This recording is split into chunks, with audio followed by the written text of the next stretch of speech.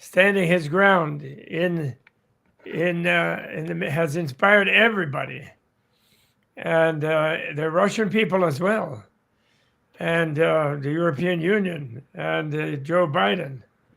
And it is amazing. And it looks like Putin has really destroyed himself, finally. And that is a great blow for democracy, a tremendous victory for democracy, actually. It really is. So we're speaking on, although it's not over, and still the first wave of Ukrainian resistors could be destroyed. So one of my missions this morning is to put it in context and to give us all a few things we can do to join our mental energy to the courage and the power of the Ukrainians, showing that democracy finally is better than autocracy, dictatorships. It is completely wrong. My wife always says that any one person should have the kind of power that Putin does, or did until just now, where he can send out thousands and hundreds of thousands of people to their death just because he's gone demented, because he's in a bad mood, because he has a mistaken idea of the nature of life. And he thinks he'll be happy when he has infinite power. He falsely remembers Soviet Union as having infinite power. And he was a happy child of a KGB operative, became a KGB master himself.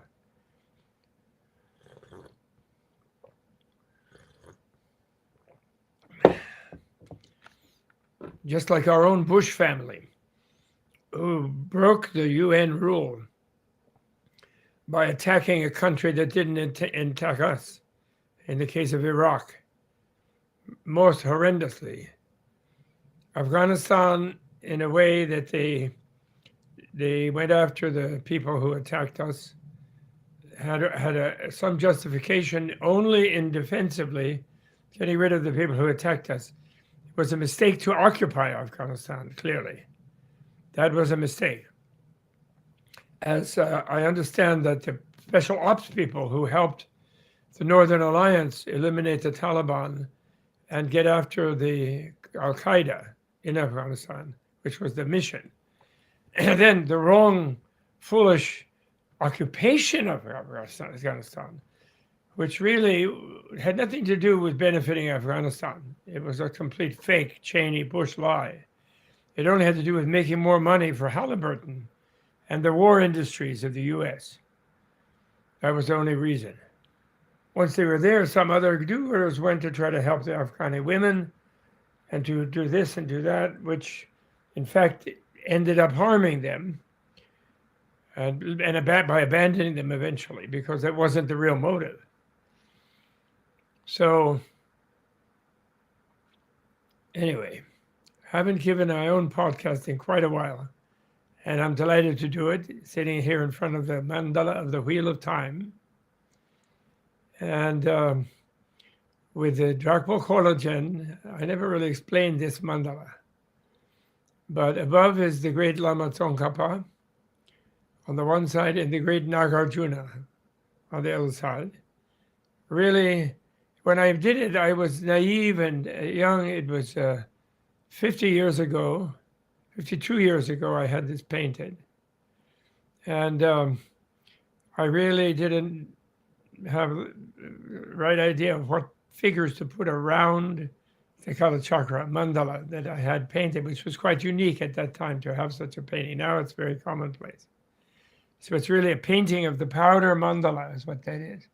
You can't see it too well because of the reflections, but it is a wonderful Wheel of Time mention of the universe as it really is, a place of beauty and sheer goodness, in which the sort of negativity of people who don't realize that evil is a factual matter, not a subjective matter, and who therefore do not pledge themselves to the good for their own, out of their own self-interest, as well as, of course, altruistic interest, which everybody has both of those.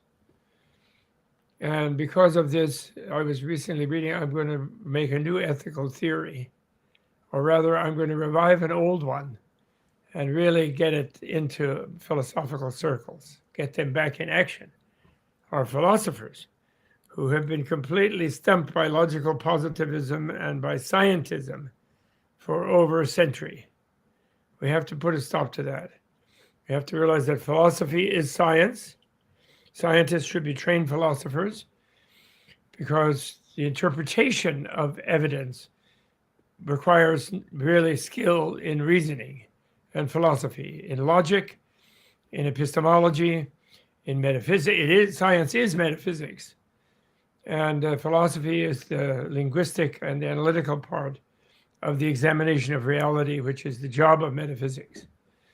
Materialism is not just factual, like discover that matter is the only thing that's there. That is a mistake. It's a philosophical mistake, materialism. It's a naive philosophical approach. And scientists, therefore, need to be trained in philosophy. And science department should be under the control of good philosophers. And good philosophers should not be under the control of materialist scientists, not in a sane world. And scientists should all be good psychologists. Psychology is the key science, and physics comes right out of it and interconnects with it, and biology. And biology very strongly connects to ethics. And this is a new life to give into philosophy, which has been killed off in the last century by materialism and by imperialism. And I will explain why slowly as I learn it myself.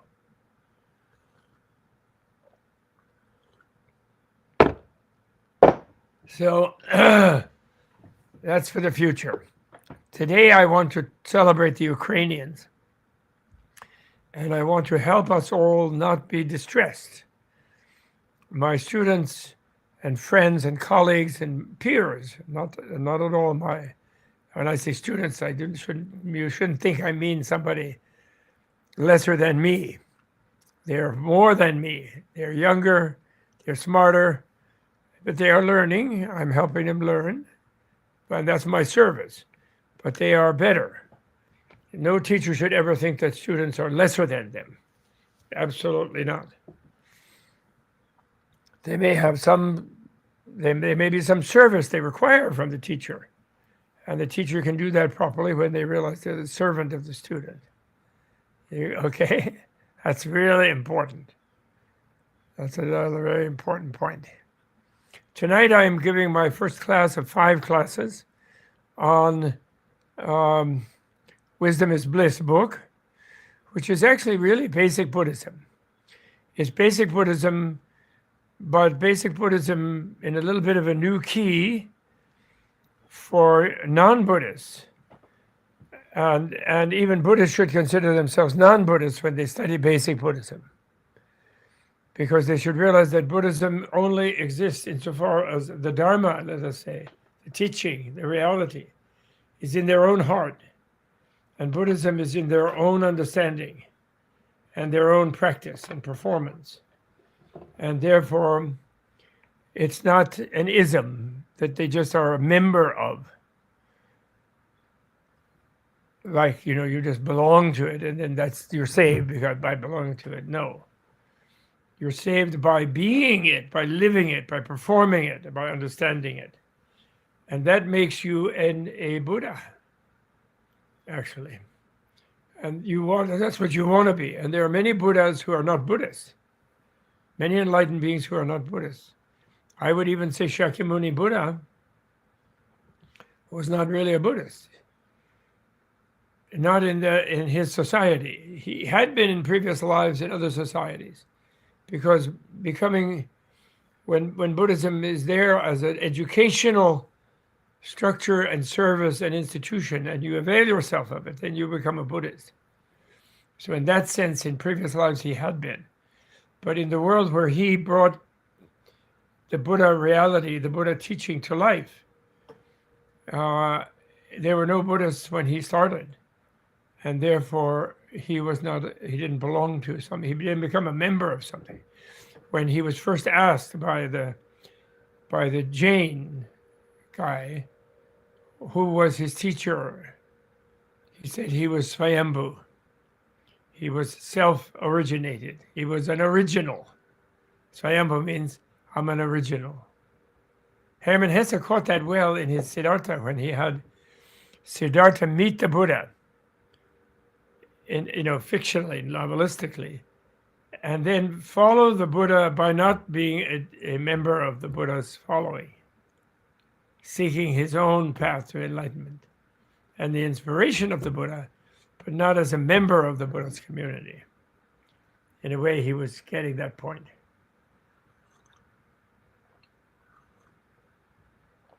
On the other hand, he was making it harder for himself by not actually using the Buddha's teaching, which Hermann Hesse in Switzerland there, he didn't really know. He didn't have access to it. And he was a pacifist. He was against the world wars, ahead of his time. He was like Gandhi. He was like Tolstoy. He was like Thoreau. Brave bodhisattvas who were not Buddhists, but they were seeking Buddhahood. And they still are, so I'm sure they are, or they may already be Buddhas by now. Let's hope so. Anyway, Zelensky, the comedian, is now Zelensky, the hero, and the brave patriot. And actually, unfortunately, they are having to use violence to defend themselves. But in a way, they are just standing their ground. They are not aggressing against the Russians. Actually, they should. They need planes and they need weapons. That long convoy, that's 3 mile long, that's going in toward Kiev right now from Belarus, is like sitting ducks. If they had the proper weapons, and they could bomb them and put a stop to that, and hopefully try to not let the blow up things that are not troop carriers, and let the trucks turn back, let the kids leave when the roads get blocked. The Russians put many of their lesser soldiers, poor kids, in the front lines there against their own laws. Apparently Putin did that, and those Putin's generals, who should all be busted by good patriotic Russians. And Russians themselves should join the European Union. They are, after all, a European power. They reach into Eurasia, but it's questionable their ownership of all Siberia. They don't really need the whole thing. They don't. And they should let a multiple of people, and they should federate it. It is federated, but let it be truly federal, different federal republics, giving the example to the Chinese to be federal and stop genociding the Uyghurs, the Tibetans, the Mongolians, and the Manchus, and the Yi, and many other smaller populations, 55 million totally, of all the so-called minorities in Russia. And then the Tibeto-Mongolian nation, which is about the size of the Ukraine. It could be the Asian Ukraine, one Tibeto-Mongolian nation, federated with the East Asian, but open to be federated with West Asian, and with South Asian and North Asian peoples.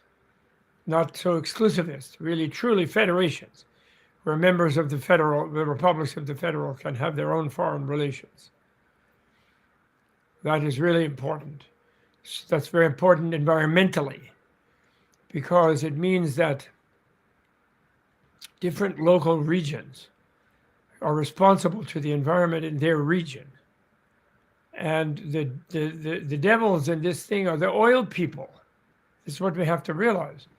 The KGB never could have come back and retake control of Russia again after the revolution that ended the Soviet Union, which was the Russian people saying, we don't want to be imperialists. We don't need a new czar. We want to live like other people who have democratic, semi-not corrupt governments. Semi-not corrupt, nothing's perfect. Democracy is always imperfect. That's why it's better, recognizing its imperfection and constantly working on itself. That's imperialisms act like they're perfect because they have an emperor, a king, so a president for life. This sort of nonsense, and that's supposed to be she supposed to be ideal person. No, ideal person doesn't want to be the emperor, king. Ideal person wants to be one of the people. They might be a leader, they might be an elite type of person, but they don't want to be the king and responsible sort of for everybody. Kings can be the actors, the celebrities, the movie stars.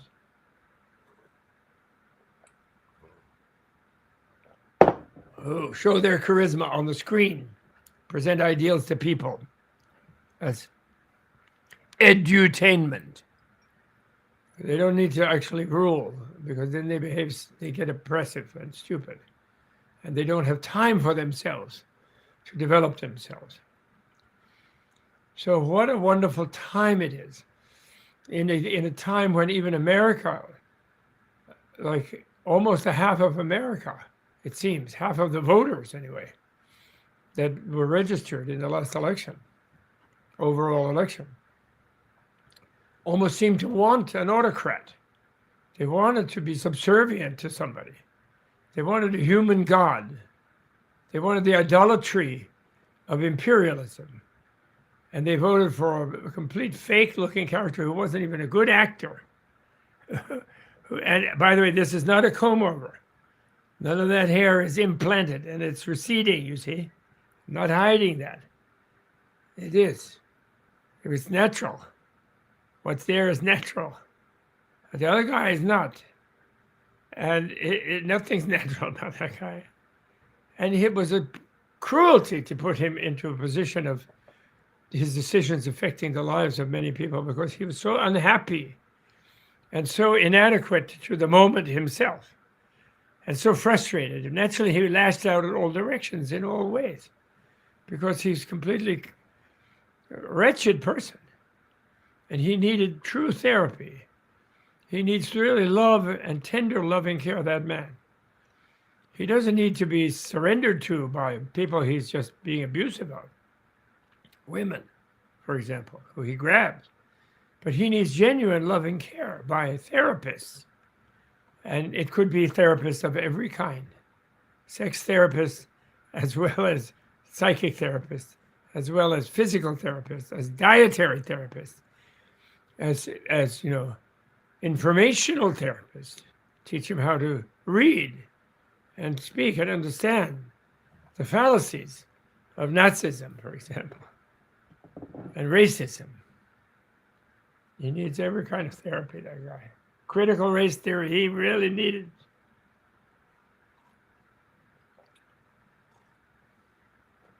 And kindness to him would be providing it to him, not depriving him. It was not a hardship to have him properly therapized, healed, made joyful, made knowledgeable, able to make up for a lot of the damage he's caused, which would make him happy, genuinely happy, finally.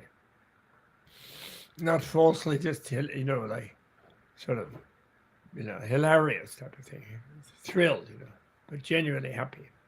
Anyway, never mind. We also don't, Putin needs therapy now.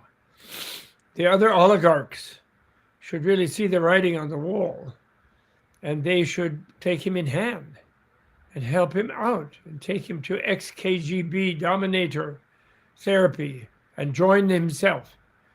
That mansion that he built of 1 point some billion.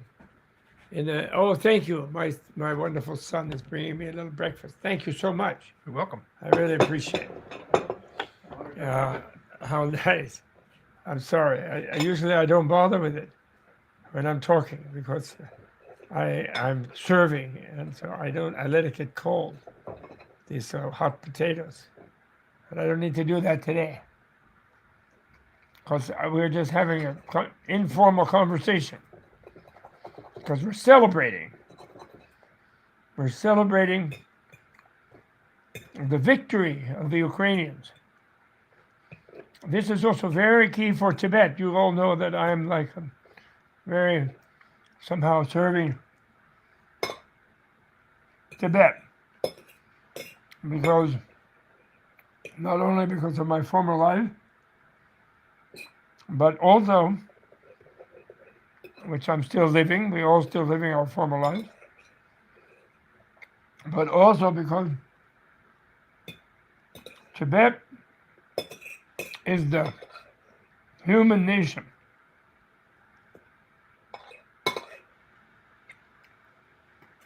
of the last 1,000 years that showed us the way by giving up conquering others and being an imperialist state, a nation, cruel and violent, in order to conquer. And instead, teaching people to conquer themselves and never giving up. So sorry, I was hungry. And never giving up. And creating a culture of love and compassion and wisdom. Imperfect, of course. Everything is imperfect in the relative world. That imperfection is actually an advantage because it means that one can always improve, or even, let's say, it's also perfect, simultaneously perfect and imperfect. As the great Zen master in San Francisco said, of course, everything is perfect, and there's always a little room for improvement. Suzuki Roshi, wonderful guy. I love that. That would be worthy of Thich Nhat Hanh or the Dalai Lama. They are at that level. They're all so great. So the Ukraine, you don't know that. But the celebrity who helped, many celebrities are helping Tibet nowadays. Richard, Harrison, Sharon, lots of them. They've been very, very helpful. Keanu, and they will continue. Uma, they will continue to be. And they make the personal sacrifices that the vindictiveness of autocracies, the Chinese communist autocracy, which is not the Chinese people. Tibetans love the Chinese people. They like their cooking. They like their tea. They like them. But they don't like them coming in and trampling on the Tibetans and wrecking the high plateau. They don't like that. Of course not. But they love them. It's like the Ukrainians love the Russians. They're very related to them. They are separate. They're Ukrainians, but they love them. And vice versa. And they were horrified, the Russians. And as they learn more about the complete uselessness and stupidity of all of the struggles that have been going on against the Ukraine by Putin and his KGB allies, in order to prevent the Russians from having an example of people very similar to them, enjoying a democratic life, a free life, feeling free, socially, relatively. It's all relative. And that was an example they couldn't bear, because then the Russians would demand it to build like that. They were demanding it in the 90s. They wanted it. Then Putin started reversing it. He lied. He blew up apartment buildings. The KGB did. They called themselves the FSB. Let's not make up what that acronym really means in English. FSB. FSOB. How about FSOB? Never mind. I leave it to your imagination. And they blew up their own people in apartment buildings, staged all kind of false flags, pretended it was the Chechens, and went and obliterated the Chechnya. Grozny completely flattened the whole city. That's what he had in mind, Putin. And he still could obliterate Kiev. Except his problem is that there's a church in the middle of Kiev, where Vladimir or somebody, another early Vladimir, became a Christian or something. So the Orthodox would never want to obliterate Kiev. And Putin wants to be Tsar. He's not into Lenin. This whole silly, crazy bunch of atavisms that he's gotten himself into in his crazed power going to his head, isolation, COVID, loss of his family, the pathetic emotional plague, lack of good sex, ruining his proper family, and rushing off with various poor servants instead. The oligarch way. And they need healing. But they still might obliterate Kiev. He's gotten so crazy, thinking that somehow that will prove that he's right. Whereas that would be the absolute opposite. It will make him completely wrong, as he already showed himself to be. So, His Holiness the Dalai Lama in the 1990s, he said, the 21st century cannot be like the 20th, a century of blood and war. Bloody century of war. It cannot be like that. 21st century has to, conflicts and difficulties have to be resolved by dialogue, through speech, through reasonable accommodations and compromises, through speech, talking it through, listening to people. No terrorism, neither by non-state actors and neither by states. Collateral damage, civilian bombing, and so forth is terrorism by a state. It's state terrorism. It provokes individual terrorism. Let's get that straight. Harry Truman was terrorizing the Japanese when he bombed Hiroshima and Nagasaki. United States is not innocent. We have been trying on this democracy, and it's put us ahead of the game. But we have not wholehearted on it. Obviously, it's proven by the recent events. The election of 2016, 2020, showed. We're half confused. We half want to dominate somebody. We half want to be racist. We half begging to be subordinate. We're afraid of freedom. Half of us. Almost half. Luckily, majority, we want freedom. So that shows that we've been doing something right. And we have to go back to that. And, I was thinking about the Ukrainians. And Jack Palance was Ukrainian. He obviously had a few Mongolian genes from his cheekbones and everything. The great Jack Palance. Older people will remember him. And he gave the Ukrainian Cultural Center when Ukraine was... We Tibetans, those for Tibet, people would tell us dismissively, Tibet will never be free of China, just like Ukraine will never be free of Russia. And the Ukrainians have proven them so wrong since 30 years ago, the fall of the Soviet Union. They immediately re-arose as an independent country, did not join the Russian Federation. They entered the UN and were properly acknowledged to be the independent people they've always been. You have to understand the Tsars wanted Ukraine to be Russia. They tried to brainwash the Ukrainians through education and everything for centuries to be Russian, but they just aren't Russian. They're Ukrainian.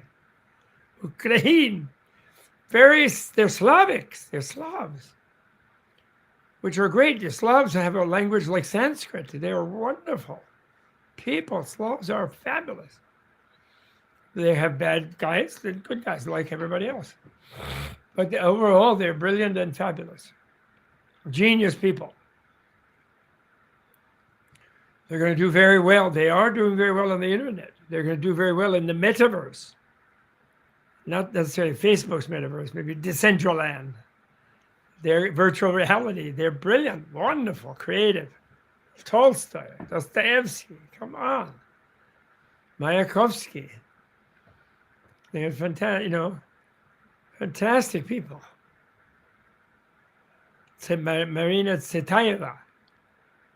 And my daughter's favorite poet, although no one can understand her special poem without a hero, Pushkin. What's her name? I'm sorry, I'm forgetting my favorite poet. Okay, so the point is, he gave that cultural center, like the Tibet House of the Ukrainians in New York, and of course, better neighborhood, 79th and 5th. Jack Palance donated that building. And generously, wonderfully. And they lived there. We have sort of managed to donate a little building on 15th Street for Tibet. And there's some beautiful ones in other cities. There's a beautiful one in New Delhi, donated by Indian government. There should be a beautiful one in Russia. There is a beautiful one in Russia, donated by someone who passed away, but used in the wrong way still at the moment. But we'll see. There'll be a wonderful Tibet house there in the future. Okay? And the final Tibet house for the world will be Tibet. The culturally free Tibet. No country, no nation is politically free nowadays. Everyone is intertwined and interwoven economically and otherwise with other nations. But that they be culturally free, that they be mentally free, verbally free, politically, democratically free, that's essential. That's part of our saving the world from the environment. Now, who are the bad guys in the world? The oil people. Because the way that, the basing of a country's economy on a commodity exploited and ripped from the earth creates a class of people who become alienated from the other people, and they suppress them. Like the Saudis are like that. And Charles Koch in the US, and ExxonMobil and Chevron, who were persecuting the lawyer who saved the Ecuadorians from the $10 billion destruction of Chevron. They're persecuting in New York corruption, using corrupt police and judicial officials and lawyers. And this kind of commodity monopolization is sort of the post-imperial imperialist what's left on the planet, anti-democratic thing. And the KGB, in order to recontrol Russia, turned it into an oil company. Because, this kind of suppressive governments can only flourish by suppressing the creative people in their societies and arresting them, because the people who are going to be creative, who are going to invent fantastic things, make beautiful art, do become famous as sports people or artists or entertainers or creative Silicon Valley types, inventors, they will not want to be servile under some petty bureaucrats, like little dictators. They won't. So the dictators arrest them, therefore they can't make their creative contribution. This is the power of democracy. But whatever class, whatever background people come from, those with creativity, those who are in love with the world, in love with life, in love with others, they do great things. And they have to be free to do that. The Buddhist monastic community was not just into being monastic just for the sake of depriving yourself of dates and sensuality. They were like that because they wanted to be completely free to recreate themselves. They were made of themselves a work of art. And they wanted to give all that energy to become like a being who could adopt all other beings as their family, rather than just raise a personal family of themselves. And for that reason, they became professionally homeless. But it's not just to make yourself suffer, as people wrongly think monasticism is. The real impulse of monasticism is to make of your own life a work of art for the sake of others. That's what it is. And that introduced this erosion of the caste system in India that benefited India's civilization so much for 1700 years after Buddha's time, until it was shut down by external conquests in India, but preserved in Tibet for India after changing Tibet. Now coming back to India. so it can come back to its deeper self that it attained 1,000 years ago.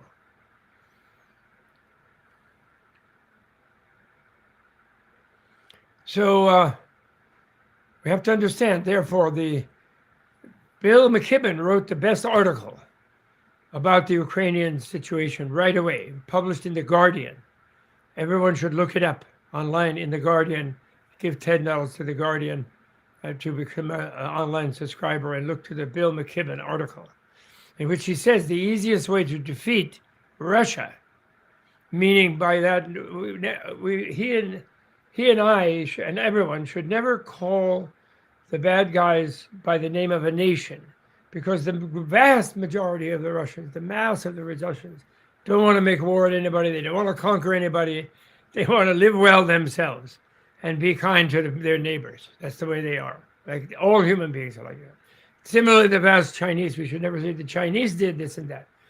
The Communist Party dictatorship did this and that. Yes, the KGB, FSB dictatorship in Russia is doing this and that. Yes.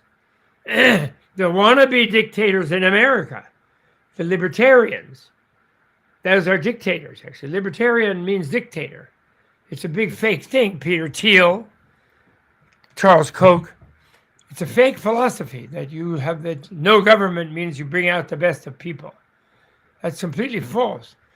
When you want no government, and then you want just big power over your local thing by making money, or monopolizing a commodity, or conquering some field of value, that means you want to be the government as a dictator. That's what it ends up as. At first you say, well, no, it's that big government over there in Washington, and I'm just sitting here in Tulsa, Oklahoma. No. But you want to own everything around you. So you are making a mini government yourself. You're a mini dictator. You don't want to tolerate even your kids telling you you're a moron, Dad. Like, don't beat me, don't spank me.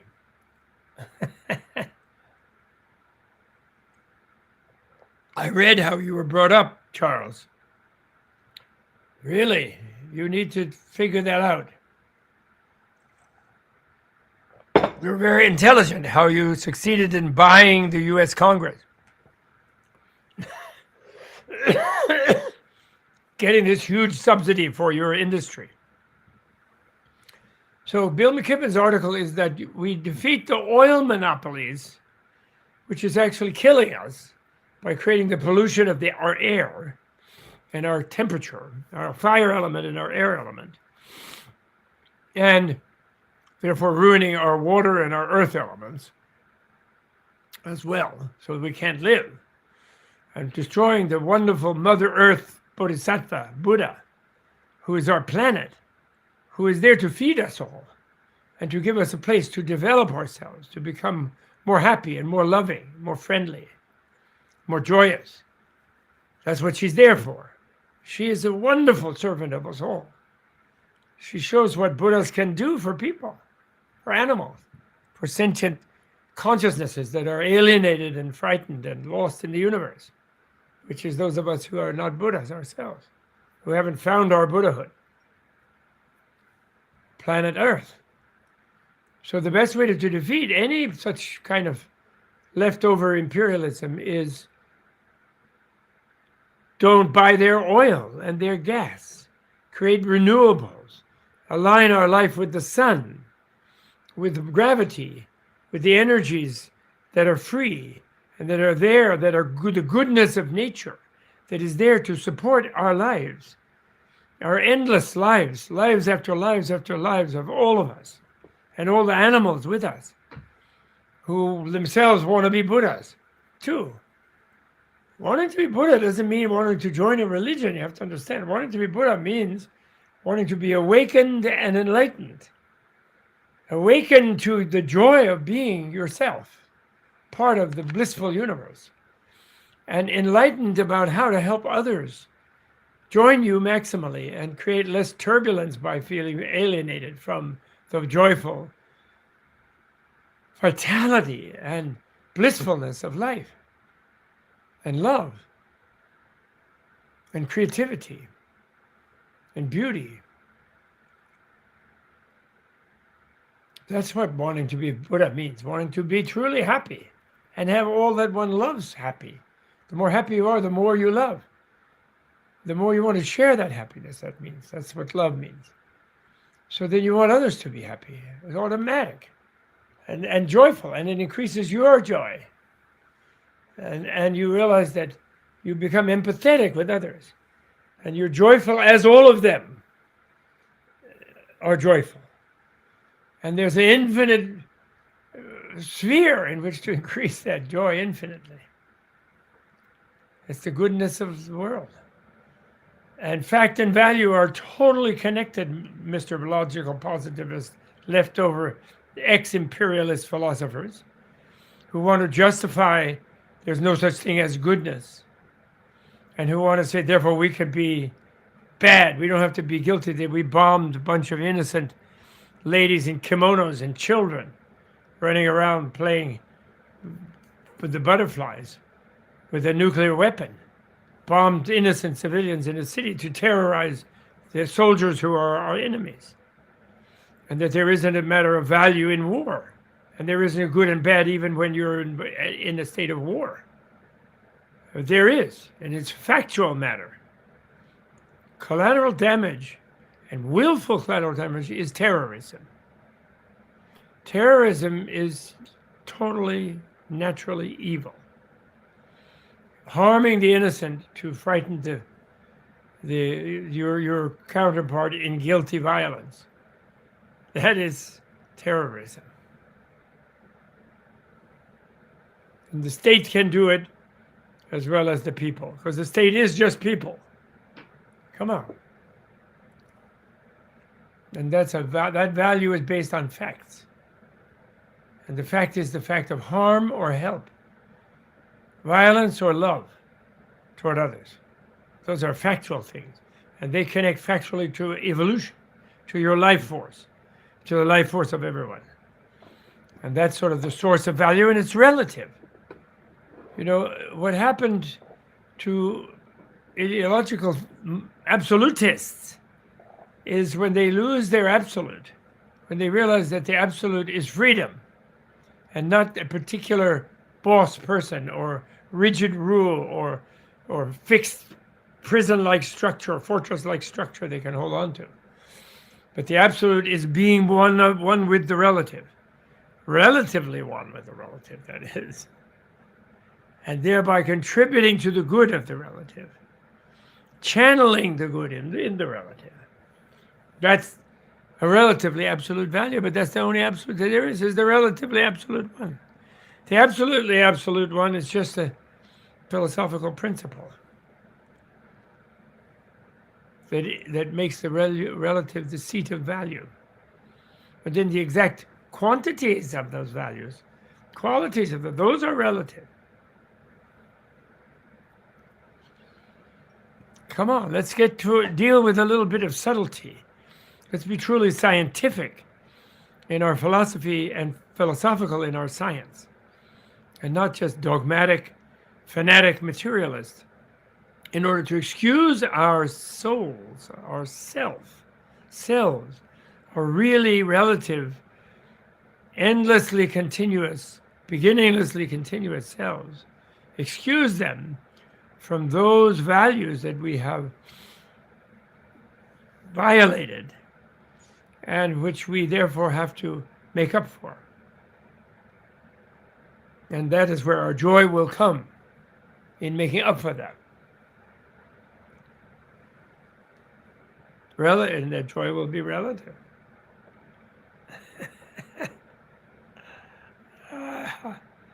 Okay, so now we need to, Zelensky has already won the war. The Ukrainians have won the war by standing their ground against the myth, the frightening myth of the power of the autocrats and the dictators. Their false claim that they are more efficient in how to live, that when you are bossed around by them, you're safer, and you'll be more prosperous. When they are allowed to become ridiculous oligarchs and ridiculously like emperors, No, you won't be safer. You will be vulnerable to them. And they will be lashing out because they'll be miserable under that pressure. They won't be happy. They won't. The only emperor who's happy is the Confucian, the Taoist one, who leaves the throne. It lets it be empty and goes off into the woods and makes a painting of the pine tree. That's the only happy emperor, the one who quits, who self-effaces from that role of bossing people, encourages their freedom and creativity completely by abdicating, as Buddha showed the way in his biography, Prince Siddhartha. Right? You rule yourself. Don't rule others.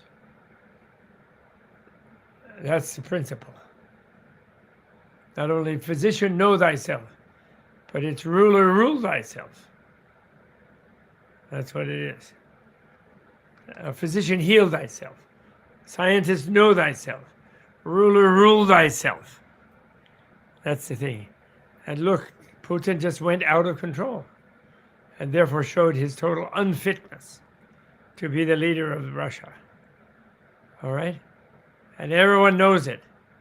And when will his police who are arresting the protesters turn and join them? That's only the question. That's when freedom happens. Now we must pray for that. Now, my colleague and my guru, one of my favorite gurus, the newly rediscovered guru, Machik Labdren, reincarnate in Sutram, the Venerable Sutram Alyoni, who has sent out a prayer for us, which is the wonderful Tara. Tara means the Savioress. She's a Buddha who chose to be a Bodhisattva as a woman. She has infinite different forms, not just one body. And she has one very fierce form, who's called the Tara who can overcome all armies by having them disband, of course. Not by being an army herself and destroying them, by having them disband. And her mantra, I'm going to share screen. Oh, I don't know if I have that possibility of sharing screen. I'm not. I think you may be able to hit the share button, Bob, but we've never tested it. What? You may be able to. We've never tested it. We can work it into the final video when I edit it. But you are streaming on YouTube. If you want to say hello to the Jay in India. Yeah. I'm trying to share. Never mind. The point is, this is a fierce Tara.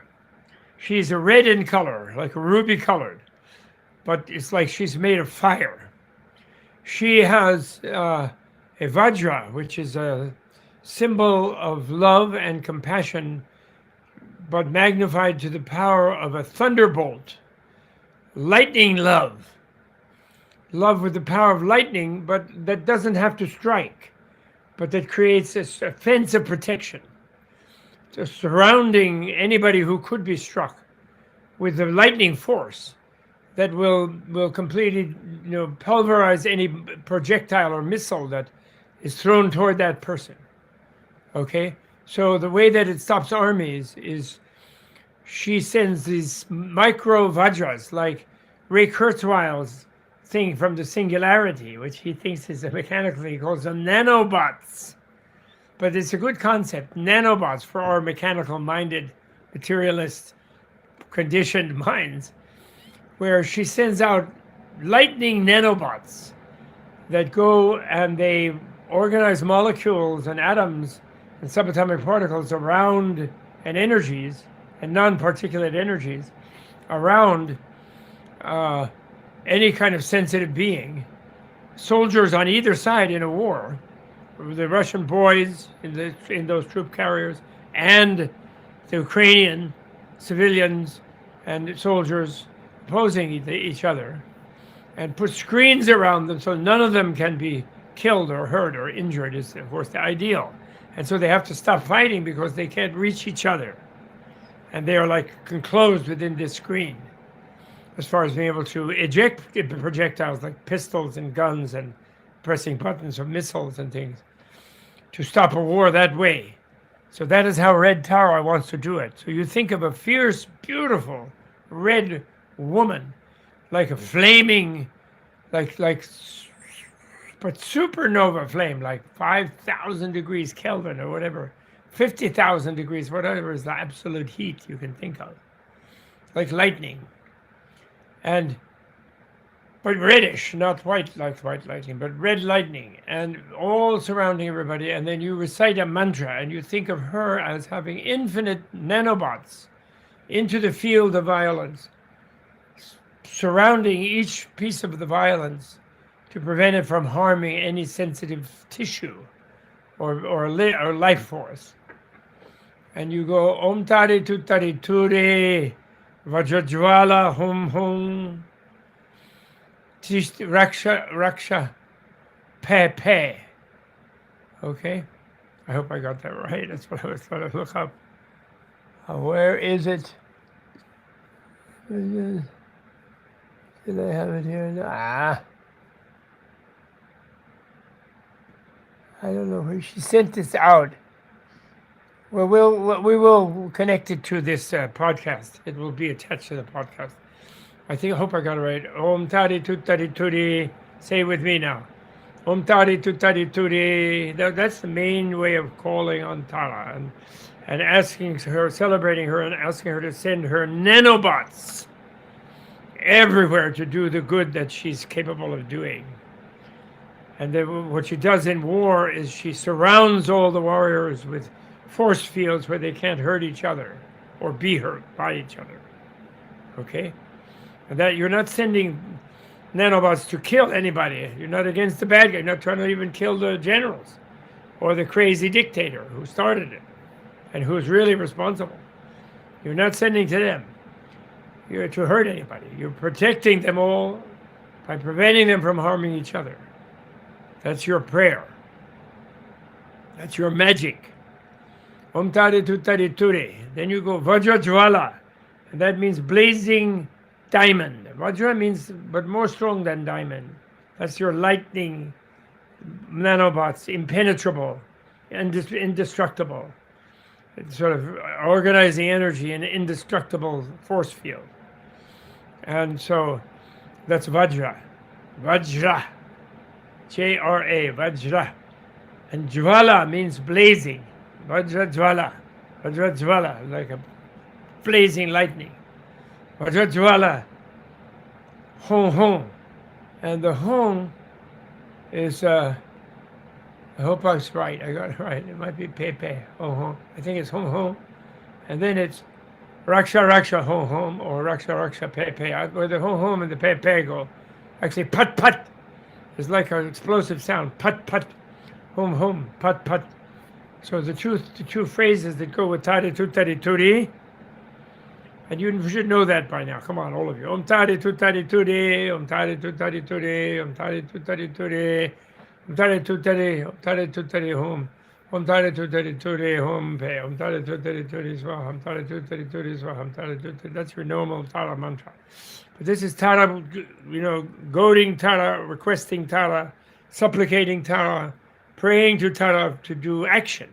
So Om Tari Tutari Ture, Ture means right now, and then Vajrajwala, Pat Pat, Raksha Raksha Hum Hum, Swaha. Raksha Raksha means protect. Raksha Raksha Hum Hum, Swaha. I think I put the Pat Pat with the Vajrajwala Pat Pat because it's like Pat Pat, it's like a machine gun. Pat Pat. So you can shout that if you want, if you're feeling anxious. If you can just recite it slowly, if you're feeling, Om Tari Tutari Turi, Vajrajwala Pat Pat, Raksha Raksha Hum Hum Swaha. And I hope I got it right. Don't hold it against me if I didn't. You just memorize it and say it right yourself. I apologize that I didn't prepare this right properly to be sure that I got it right. But I will do it. I'll look it up and add it. Bob, Okay? someone shared it with us on the live stream. I put it in the chat here on Riverside. If you hit the chat button, you can see what the mantra is. Oh, we're live streaming this, you mean? Yep. What? Yes, we are. Oh, great. Oh, I didn't realize that. We're live. That's great. Well, this is just the beginning of the day. Tonight, I'm going to do bliss. I'm doing wisdom is bliss. I hope lots of you join. We could always have scholarships. You can make a contribution or have scholarships. I am shamelessly promoting this wisdom is bliss because also strength is bliss, power is bliss. Bliss is all of that. Tara can do this because of bliss. Bliss, love is bliss. So you need to pray for the good. You need to send your willpower to join to democracy. Here we have our own Putin's. Here we have a little Putin in our own brain. We have to control, and we have to, and the way we will have the energy to do it is bliss. So I want you to join me. I wish it was all totally free. It could be. Anybody can have a scholarship, but we need contributions. Tibet House does. I'm doing it for their benefit. I won't take any honorarium. I just want you to join. Because I want you to bliss out. I want you to find wisdom. I want you to have Tara, send Tara, join Tara, go to, the European Union is going to give some fighter jets to the Ukraine. That's wonderful. And just to give any future FSB people, FSOB people, give them a little caution to do these kind of crazy attacks on people. They should stop beating up their own protesters and their own people who are marching for peace in Russia, who are marching for freedom. They should let back the opposition political parties. They should let back the media, re-democratize the media. Come on, live in a happy country. Let people speak out.